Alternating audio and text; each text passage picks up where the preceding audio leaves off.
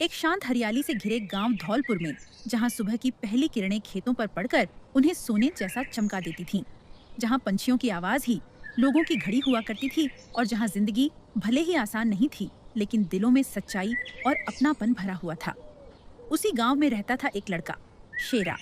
गरीब था, लेकिन उसके इरादे किसी अमीर से कम नहीं थे। दिन भर जंगल में लकड़ियां काटना, भारी गट्ठर उठाकर बाजार तक जाना। लेकिन उस दिन जंगल सिर्फ जंगल नहीं था, वो एक रहस्य था जो शेरा की पूरी जिंदगी बदलने वाला था। शेरा बेटा, आज तू जंगल मत जा। मुझे पता नहीं क्यों सुबह से बहुत अजीब सा ख्याल आ रहा है, जैसे कुछ गलत होने वाला हो।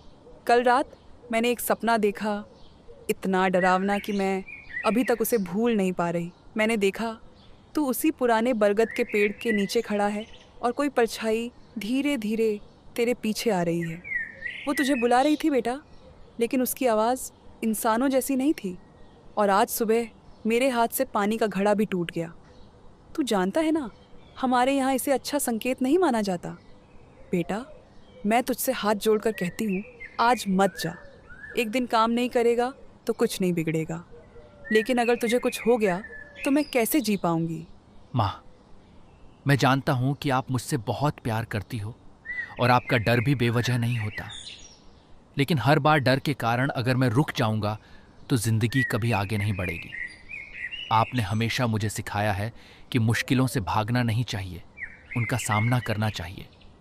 और आज अगर मैं सिर्फ एक सपने की वजह से घर पर बैठ गया तो कल मैं हर छोटी बात से डरने लगूंगा। आप ही बताओ माँ, अगर मैं काम पर नहीं जाऊंगा तो शाम को चूल्हा कैसे जलेगा? छोटी को खाना कौन खिलाएगा?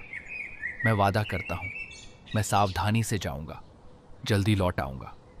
और अगर मुझे ज़रा सा भी कुछ अजीब लगा तो मैं तुरंत वापस आ जाऊंगा। आप बस मुझ पर भरोसा रखो।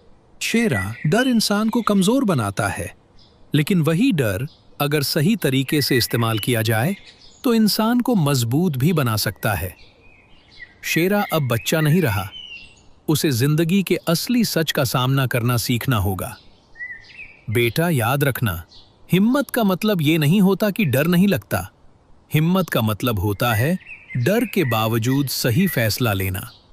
अगर तुझे कुछ भी अजीब लगे तो जिद मत करना, तुरंत वापस आ जाना, लेकिन सिर्फ डर की वजह से पीछे मत हटना। माँ की चिंता और पिता की सीख दोनों को दिल में लेकर शेरा अपनी कुल्हाड़ी उठाता है और धीरे धीरे जंगल की ओर बढ़ने लगता है।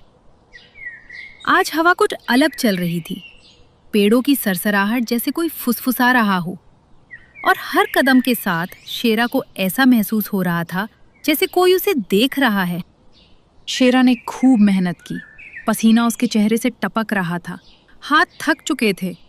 वो उसी पुराने बरगद के पेड़ के नीचे बैठ गया जिसका जिक्र उसकी माँ ने सपने में किया था। उफ, आज तो सच में शरीर जवाब दे रहा है, लेकिन क्या करूं? अगर मेहनत नहीं करूंगा तो घर कैसे चलेगा? माँ भी ना हर छोटी बात को लेकर कितना डर जाती है। ये पेड़, ये जंगल, सब कुछ तो पहले जैसा ही है, कहीं कोई खतरा नहीं है। शायद मैं ही बेवजह सोच रहा हूँ। थोड़ी देर आराम कर लेता हूँ, फिर लकड़ियाँ उठाकर घर निकल जाऊंगा। जैसे ही शेरा अपनी आंखें बंद करता है, अचानक हवा का रुख बदल जाता है। पेड़ के पत्ते तेजी से हिलने लगते हैं और तभी एक मीठी लेकिन अजीब सी आवाज उसके कानों में गूंजती है। शेरा, तुम फिर आ गए। मैं तुम्हारा इंतजार कर रही थी, हर दिन हर पल। मैंने तुम्हें कई बार यहाँ देखा है, तुम्हारी मेहनत, तुम्हारी सच्चाई, तुम्हारा संघर्ष। तुम बाकी इंसानों जैसे नहीं हो, तुम्हारे अंदर कुछ खास है। क्या तुम मुझसे मिलना नहीं चाहोगे? क्या तुम ये नहीं जानना चाहोगे कि मैं कौन हूँ और क्यों तुम्हें बुला रही हूँ? कौन है? सामने आओ। छुपकर बात करना बंद करो। अगर तुम इंसान हो तो सामने आकर बात करो, और अगर तुम कोई बुरी शक्ति हो तो ये जान लो, मैं तुमसे डरकर भागने वालों में से नहीं हूं।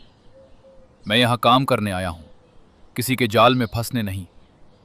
इसलिए जो भी हो, अभी के अभी सामने आओ। डरो मत शेरा, मैं तुम्हें कोई नुकसान नहीं पहुंचाऊंगी। मैं तो बस बहुत अकेली हूँ, सालों से किसी से बात नहीं कर पाई। मैंने बहुत लोगों को बुलाने की कोशिश की, लेकिन कोई भी मेरी आवाज़ सुनकर वापस नहीं आया। लेकिन तुम अलग हो। तुमने मेरी आवाज़ सुनी, तुम रुके, क्या तुम मुझे एक मौका नहीं दोगे, सिर्फ एक बार मुझे देखने का? आवाज में एक अजीब सा जादू था, जैसे वो शीरा के दिल को अपनी ओर खींच रही हो। लेकिन उसी के साथ उसके अंदर डर भी था। नहीं, मैं तुम्हारी बातों में नहीं आने वाला। तुम जो भी हो, तुम्हारी आवाज़ भले ही मीठी हो, लेकिन मुझे महसूस हो रहा है कि तुम्हारे पीछे कुछ बहुत बड़ा सच छुपा है, और मैं उस सच को जाने बिना अपने आप को खतरे में नहीं डाल सकता। इसलिए मुझे अकेला छोड़ दो। मैं यहाँ सिर्फ काम करने आया हूँ और अब मैं वापस जा रहा हूँ। इतना कहकर शेरा डर के मारे अपनी कुल्हाड़ी और लकड़ियां वहीं छोड़ देता है और तेजी से गांव की ओर भागने लगता है। शेरा, भाग क्यों रहे हो? मैं तुम्हें कुछ नहीं करूंगी। तुम सच से कब तक भागोगे? एक दिन तुम्हें वापस आना ही होगा, सिर्फ एक बार मुझे देखने के लिए। शेरा बिना पीछे देखे बस भागता रहा जब तक कि वो अपने घर नहीं पहुंच गया। अरे शेरा, ये क्या हाल बना रखा है? तुम इतने डर क्यों रहे हो? क्या हुआ जंगल में? वहाँ कोई था? नहीं, कोई दिख नहीं रहा था। बस एक आवाज़ थी। वो मुझसे बात कर रही थी, मुझे बुला रही थी। माँ, मुझे बहुत डर लग रहा है। शांत हो जाओ शेरा, सांस लो और ध्यान से बताओ, क्या उसने तुम्हें नुकसान पहुंचाया या सिर्फ बातें की? नहीं बाबा, वो बहुत प्यार से बात कर रही थी, लेकिन कोई दिख नहीं रहा था। मुझे लगा वो मुझे फंसा लेगी। उस रात शेरा की आंखें भले ही बंद थीं, लेकिन उसका मन पूरी तरह जाग रहा था। हर कुछ मिनट में वही आवाज उसके कानों में गूंज जाती, वही मीठी लेकिन रहस्यमयी पुकार, जैसे कोई उसे बुला रहा हो, अपने पास खींच रहा हो। और धीरे धीरे उसका डर जिज्ञासा में बदलने लगा। मैं आखिर किससे भाग रहा हूँ? एक आवाज़ से, या उस सच्चाई से जो उस आवाज़ के पीछे छुपी है? अगर वह सच में कोई बुरी शक्ति होती तो क्या वह इतनी शांति से मुझसे बात करती? और अगर वो किसी मुसीबत में है तो क्या मेरा कर्तव्य नहीं बनता कि मैं उसकी मदद करूं? नहीं, मैं ऐसे डर डर कर नहीं जी सकता। अगर मुझे अपनी ज़िंदगी में आगे बढ़ना है तो मुझे इस डर का सामना करना ही होगा। कल मैं भाग गया था, लेकिन आज मैं भागूंगा नहीं। आज मैं उस आवाज़ का सच जानकर ही रहूंगा। शेरा, क्या तू फिर से जंगल जाने की सोच रहा है? कल जो कुछ हुआ, क्या वो काफ़ी नहीं था? तू समझ क्यों नहीं रहा बेटा? कुछ चीज़ें हमारी समझ से बाहर होती हैं। हर आवाज़, हर पुकार मदद के लिए नहीं होती। कहीं वो तुझे किसी जाल में फंसाने की कोशिश कर रही हो, कहीं वो तुझे अपने पास बुलाकर हमेशा के लिए तुझसे सब कुछ छीन ले। मुझे बहुत डर लग रहा है शेरा। इस बार मेरा दिल पहले से भी ज़्यादा डर रहा है। मत जा बेटा, मैं तुझसे हाथ जोड़कर कहती हूँ। शेरा, हर डर के पीछे एक सच्चाई छुपी होती है और उस सच्चाई से भागने वाला इंसान कभी मजबूत नहीं बन पाता। शेरा, अगर तू जा रहा है तो इस बार सिर्फ काम करने के लिए मत जा। इस बार जा उस सच का सामना करने के लिए जिससे तू भाग रहा है।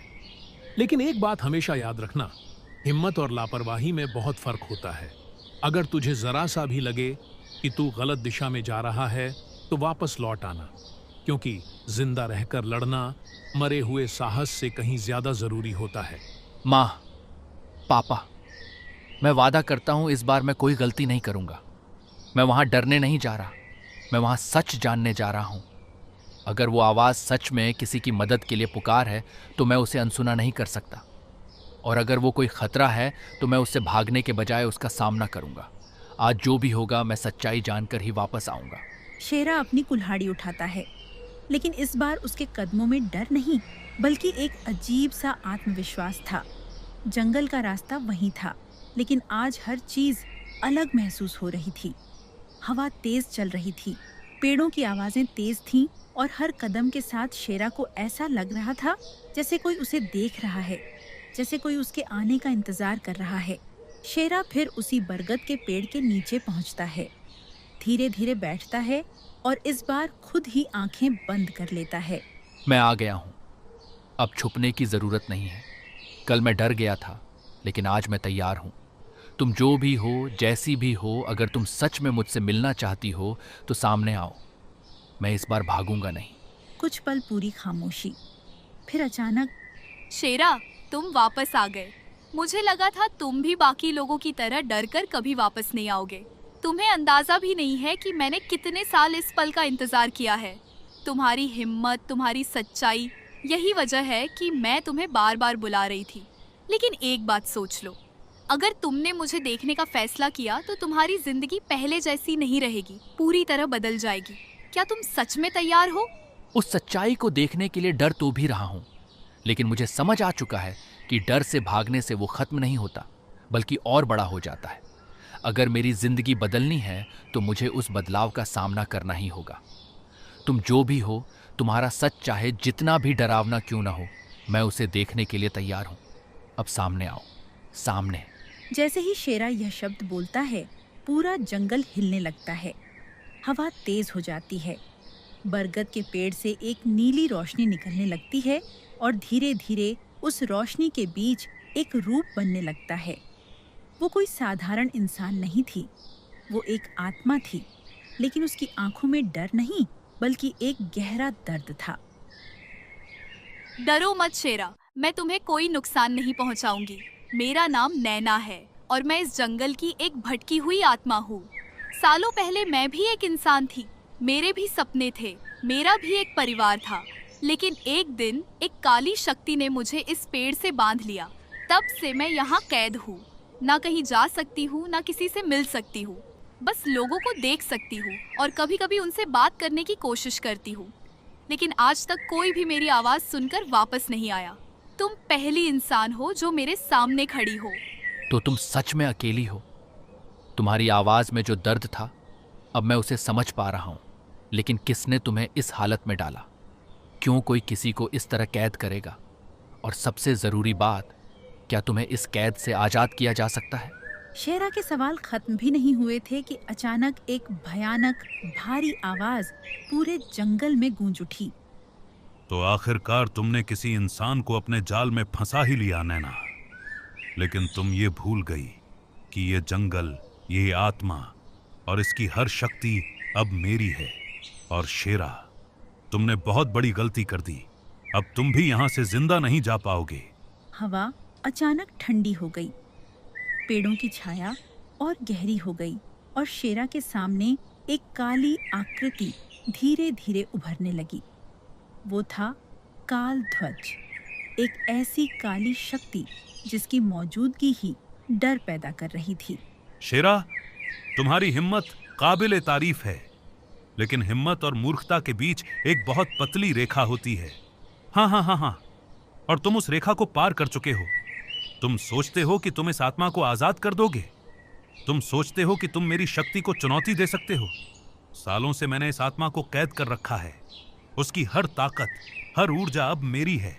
और तुम सिर्फ एक साधारण इंसान हो जो अपने ही फैसले की वजह से अब मौत के करीब आ चुके हो सकता है मैं साधारण हूं, हो सकता है मेरे पास कोई जादुई शक्ति नहीं है, लेकिन मेरे पास एक चीज है जो तुम्हारे पास कभी नहीं हो सकती, और वो है सच्चाई, हिम्मत और ताकत। तुमने इसे सालों कैद करके रखा, तुमने इसके दर्द को अपनी ताकत बना लिया, लेकिन अब यह सब खत्म होगा। मैं इसे आजाद करके रहूंगा, चाहे मुझे इसके लिए अपनी जान ही क्यों ना देनी पड़े। तो ठीक है शेरा, तू दिखा अपनी शेरगिरी। अगर तुम अपनी किस्मत को आजमाना ही चाहते हो तो मैं तुम्हें एक मौका देता हूं। 3 परीक्षाएं, तीनों में मौत छुपी है। अगर तुम तीनों पार कर गए तो यह आत्मा आजाद, लेकिन अगर एक भी हार गए तो तुम्हारी आत्मा भी हमेशा के लिए यहाँ कैद हो जाएगी। क्या तुम अब भी तैयार हो? नहीं शेरा, तुम नहीं जानते यह कितना खतरनाक है। यह सिर्फ एक शक्ति नहीं है, ये छल है, भ्रम है। ये तुम्हें तुम्हारे ही डर के खिलाफ खड़ा कर देगा, तुम्हें ऐसे फैसले लेने पर मजबूर करेगा जहां हर रास्ता तुम्हें टूटने पर मजबूर करेगा। मैं नहीं चाहती कि मेरी वजह से तुम्हें कुछ हो। तुम वापस चले जाओ, मेरी आदत हो चुकी है इस कैद की, लेकिन मैं तुम्हें खोने का दर्द सह नहीं पाऊंगी। नैना, दोस्ती का मतलब सिर्फ अच्छे वक्त में साथ होना नहीं होता। सच्ची दोस्ती वो होती है जब कोई इंसान तुम्हारे सबसे मुश्किल वक्त में तुम्हारे साथ खड़ा हो। मैं अगर आज वापस चला गया तो शायद मैं जिंदा तो रहूंगा, लेकिन खुद की नजरों में मर चुका होऊंगा। काल ध्वज मुस्कुराता है, एक ऐसी मुस्कान जिसमें अहंकार और क्रूरता दोनों छुपे थे। मैं तैयार हूं, खोलो पहला द्वार। शेरा के सामने 2 विशाल पेड़ों का द्वार उभरता है जिस पर अजीब चिन्ह बने हुए हैं। जैसे ही वह आगे बढ़ता है, पेड़ कांपता है और एक भारी आवाज गूंजती है। रुक जाओ मानव, आगे बढ़ने से पहले तुम्हें मेरी पहेली का जवाब देना होगा। अगर जवाब सही हुआ तो रास्ता खुलेगा, अगर गलत हुआ तो तुम्हारा सब कुछ यहीं खत्म हो जाएगा। बताओ, वो क्या है जो तुम्हारे पास होते हुए भी तुम उसे देख नहीं सकते, लेकिन जब वो चला जाता है तो तुम उसकी कीमत समझते हो? पूरा माहौल शांत, जैसे जंगल भी जवाब का इंतजार कर रहा हो। ये सवाल सिर्फ एक शब्द का नहीं है, ये जिंदगी की सच्चाई है। हम सबके पास एक ऐसी चीज होती है जिसे हम हमेशा हल्के में लेते हैं। हम सोचते हैं कि यह हमेशा हमारे साथ रहेगी, लेकिन जब वो चली जाती है तो हमें एहसास होता है कि हमने क्या खो दिया। उसका नाम है समय। क्योंकि समय जब हमारे पास होता है हम उसकी कदर नहीं करते, लेकिन जब वो निकल जाता है तो हम पूरी जिंदगी उसे वापस पाने की कोशिश करते रहते हैं। पेड़ कांपता है और धीरे धीरे खुल जाता है। जैसे ही शेरा आगे बढ़ता है, चारों तरफ अंधेरा छा जाता है। कुछ भी दिखाई नहीं देता, सिर्फ आवाजें। शेरा बेटा, तू मुझे छोड़कर क्यों चला गया? देख तेरे बिना मैं कैसे जी रही हूँ। हर दिन हर पल मैं तुझे पुकारती हूँ। अगर तू एक कदम और आगे बढ़ा तो मैं हमेशा के लिए तुझसे दूर हो जाऊंगी। क्या तू अपनी माँ की जान लेकर किसी अनजान आत्मा को बचाएगा? शेरा का दिल टूट जाता है, उसकी आंखों में आंसू आ जाते हैं। माँ, अगर ये सच है तो मैं कभी आगे नहीं बढ़ सकता, लेकिन मेरी माँ मुझे कभी कमज़ोर नहीं बनाएगी। वो हमेशा मुझे सही रास्ता दिखाएगी। ये मेरी माँ नहीं हो सकती। ये सिर्फ एक भ्रम है, मेरे दिल को कमज़ोर करने की एक चाल। काल ध्वज, मैं तेरी चाल समझ चुका हूँ। तू मुझे मेरे ही डर के खिलाफ खड़ा कर रहा है, लेकिन मैं तेरे इस जाल में नहीं फंसने वाला। तूने मुझे हल्का में लिया है। जैसे ही शेरा यह कहता है, वो छवि धुएं में बदल जाती है और दूसरा द्वार भी खुल जाता है। अब आखिरी द्वार, सबसे शांत लेकिन सबसे खतरनाक। अब आखिरी फैसला तुम्हें चुनना होगा, अपनी जिंदगी या इस आत्मा की आजादी। याद रखना, इस बार कोई चाल नहीं है, जो चुनोगे वही होगा। अगर अपनी जिंदगी चुनी तो तुम जिंदा रहोगे, लेकिन यह आत्मा हमेशा कैद रहेगी। और अगर इसकी आजादी चुनी तो तुम्हारी टिकट ऊपर की कट जाएगी। शेरा अपनी आंखें बंद कर लेता है और खुद को उस द्वार के हवाले कर देता है। जैसे ही शेरा ने अपनी आंखें बंद की, पूरा जंगल एक पल के लिए शांत हो गया। न हवा की आवाज, न पत्तों की सरसराहट, जैसे समय खुद रुक गया हो। लेकिन अगले ही पल एक तेज रोशनी पूरे जंगल में फैल गई, और जब रोशनी धीरे धीरे कम हुई तो शेरा अभी भी खड़ा था, जिंदा, सांस लेता हुआ। लेकिन उसके सामने खड़ा था कालध्वज, पहले से भी ज्यादा कमजोर। ये असंभव है। आज तक कोई भी इन तीनों परीक्षाओं को पार नहीं कर पाया। हर इंसान आखिरी पल में अपनी जान बचाने का फैसला करता है, लेकिन तुमने अपनी मौत को खुद चुना। तुमने मेरे नियम तोड़ दिए। तुमने इस खेल को ही बदल दिया। मैंने कोई नियम नहीं तोड़ा, मैंने सिर्फ वही किया जो मुझे करना चाहिए था। तुमने हमेशा लोगों के डर का फायदा उठाया, उन्हें उनके ही दिल के खिलाफ खड़ा किया। लेकिन तुम एक बात भूल गए, जब इंसान अपने डर से ऊपर उठ जाता है तो वो किसी भी शक्ति से बड़ा हो जाता है। शेरा, तुमने मेरे लिए अपनी जान तक दांव पर लगा दी। मैंने कभी नहीं सोचा था कि कोई मेरे लिए इतना बड़ा कदम उठाएगा। सालों से मैं यहाँ कैद थी, हर दिन हर पल सिर्फ आज़ादी के बारे में सोचती थी। लेकिन आज मुझे समझ आया कि आज़ादी से भी ज़्यादा कीमती किसी का साथ होता है। कालध्वज की शक्ति समाप्त हो गई। वह बाकी जिंदगी जंगल में ही रहा। और शेरा, वह नैना को अपने साथ घर ले आया। उसकी माँ ने पहले तो डर महसूस किया, लेकिन जब सब सच जाना तो नैना को अपनी बेटी की तरह अपना लिया। दोनों ने एक दूसरे का साथ निभाया। शेरा वहीं गरीब लकड़हारा रहा, लेकिन उसके दिल में अब कोई डर नहीं था। और नैना, उसे एक नई जिंदगी मिली, एक परिवार, एक घर, और सबसे बढ़कर एक सच्चा दोस्त। शेरा, आज मैं समझ गई, असली आजादी तब मिलती है जब कोई तुम्हारे दर्द को समझे बिना किसी स्वार्थ के तुम्हारे साथ खड़ा हो। और असली हिम्मत ये नहीं कि तुम डरो नहीं, असली हिम्मत ये है कि डर के बावजूद तुम सही रास्ता चुनो।